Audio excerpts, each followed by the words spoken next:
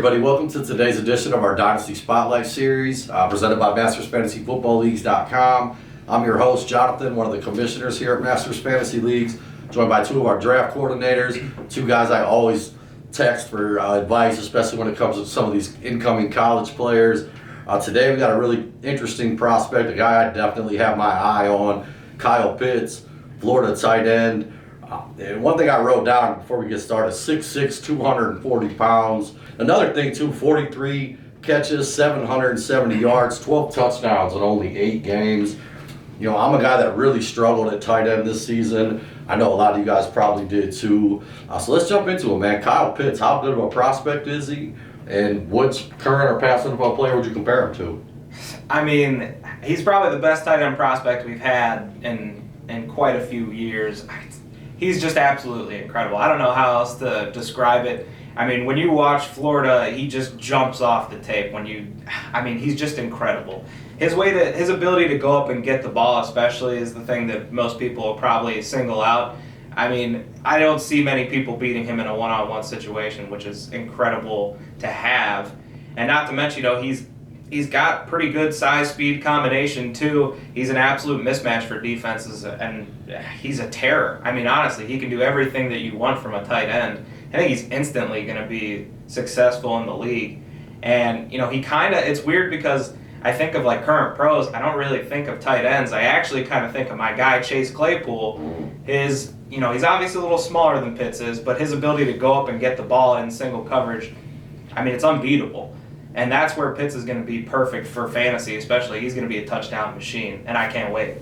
Wow, you had said one time that you thought Claypool might slide into tight end. Yeah, they were talking about that for Pittsburgh, too, that's moving him to the tight end spot because he is so big. And I think their games are kind of similar. Yeah. So I don't hate that. We could use another tight end in the pool. Yeah. So I got a tight end comp for him, and funny enough, he was a converted wide receiver to tight end, and I think the doc knows already. I'm talking about Darren Waller, and I don't know how much you guys know about Darren Waller out there, but his career path was very staggered. He had some substance abuse issues early on, so it really kind of stunted his growth as coming out of college. He was a wide receiver, converted to tight end. Now he's setting our fantasy leagues on fire, having monster games. But I think Kyle Pitts is that already. To get on a young Darren Waller, the opportunity of a lifetime almost, coming fresh out of college, ton of room to grow. Like Ryan said, just mismatch nightmare, great at 50-50 bowls, has great size and speed too. I think he's just continued to fill out his frame. Looks a little thin right now, but that's just because he's so tall. But he's going to add some weight and just really be a monster. I think he's an extremely exciting tight end prospect. I still think Hawkinson is an extremely exciting young tight end, but outside of that, Pitts is right there with him. A lot of excitement around him. Yeah, you had said you thought maybe he could even produce early, which doesn't happen a lot for a tight end. Right. It's tough to say because I would have said the same thing about Hawkinson, and I did, and then he struggled mightily. Bounced back this year. Right. But, I really see Pitts being top 10 tight end from the get-go. And I think top 5, if he's anything besides a top 5 tight end in a couple of years, I'd be kind of surprised. That's how big I am on this guy. Completely agree. Kind of just to piggyback on that, just to show you how highly I think of him. If I were right now just ranking tight ends in Dynasty Fantasy Football, I think you got to go Kelsey and Kittle 1 and 2. And then I think Darren Waller has, just because he's got that it factor that can just go mad, number 3. Then maybe Mark Andrews, number 4. But then I think Pitts and Hawkinson are tied for 5th in my books almost. Pitts is going to be that good. Wow. It's exciting. Yeah, that's a lot of praise. Yeah, for a guy who's never played it down yet. Exactly. Yeah. Absolutely. Good stuff, guys. Next question here, possible NFL destinations. Who do you think could draft them, or where would you like to see him go? There's a lot of teams that I could see drafting him just because he is that special of a player. I've seen a bunch of different mock drafts putting him in weird kind of spots, but I know one that, it's probably not going to happen, but I've seen Cincinnati, which I think would just be almost unfair to add Kyle Pitts to that offense and give Burrow a weapon like that to go with Higgins and Boyd and Mixon next year. As a Browns fan, that would scare me a little bit, but from a fantasy standpoint, that would be the perfect destination, and I would be very excited if that's where he ended up.